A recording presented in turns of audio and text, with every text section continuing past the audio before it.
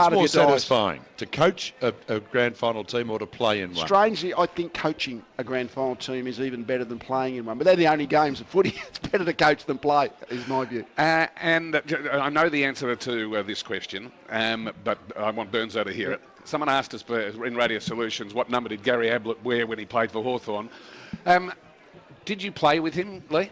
Well, I'm pretty sure I did. Gary Ablett Senior we're talking about, obviously, and he played half a dozen games But for the answer Hawthorn. is you don't know. Well, I can't remember, to be honest. I can't remember, but he was only the little kid from Druid who didn't turn up the training much. Yeah. That was what Gary was back in 1982. And he wouldn't have been much good either, would he? Well, he was promising 18-year-old, but of course, 3 or 4 years later, when he left Hawthorn and turned up at Geelong, he's a superstar. You'll be looking forward to your commentary on AW and Channel 7, of course, throughout the finals. We've brought you down and we've got you here early because we want to introduce, in part today, we want to introduce you to someone. He's standing behind you. His name is Mark Ganter. And Mark has something in a brown paper bag for you, Lee. G'day, Lee. Hello, Nice to Mark. meet you. How are you?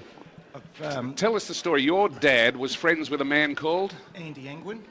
Oh, our property steward, Andy Angwin, yeah. Property student. Hawthorn's property steward. And I've had this for probably about 28 years. And I read the article in 2 Sundays ago. There was an article in the paper, and you had. So one of my Hawthorn number 3 jumpers. Yes.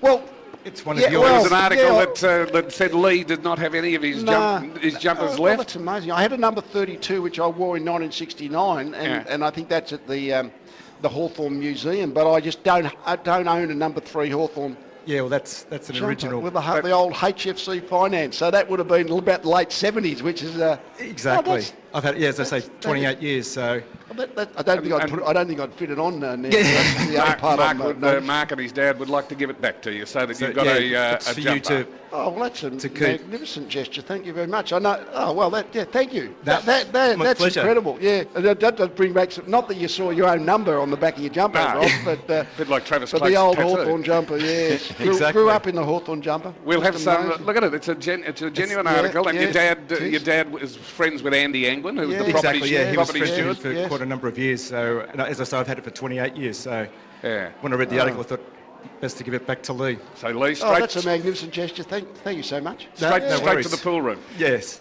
Well, yeah. No, I tell you where this is probably going to go, to the Hall of Fame at the MCG, because okay. they've always wanted one of my Hawthorn jumpers. I never had one to give them. What's the opposite of a kleptomaniac?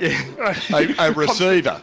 Constantly giving things away. Well, but at least you know where it is. I Yeah. mean, it was more the fact that I never actually had one, but if you got one and they can be on display somewhere, well, then you know where it is. It's great. Exactly, it's there. Great. Good on Yeah, you, Mark. sure. And Thank you so much. what's your dad's first name? Les. And Les still in Ganter hospital, as yeah. well, and it's still in Aussie. That's magnificent. Thank you. Good on you. And Lee, have fun over the finals. Thanks, Ross. I will.